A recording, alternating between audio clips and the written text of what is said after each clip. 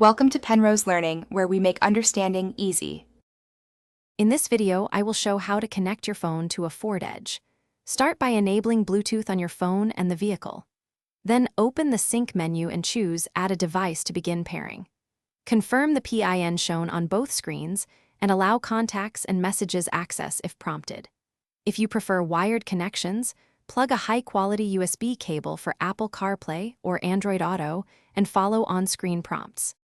Troubleshooting Bluetooth issues is easier than it seems.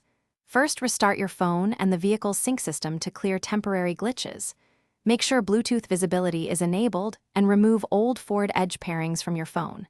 If pairing still fails, delete the device from sync and rescan. Check for software updates on both phone and vehicle and retry pairing after updates finish installing.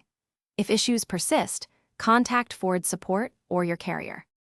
Quick recommendation: if you prep snacks before a road trip, these leak-proof containers are fantastic for keeping food secure. They seal tightly, are microwave-safe, and save messy cleanups between drives. If you found this guide helpful, please subscribe and like to support the channel.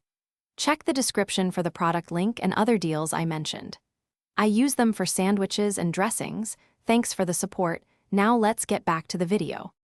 Using Apple CarPlay or Android Auto gives a smoother experience.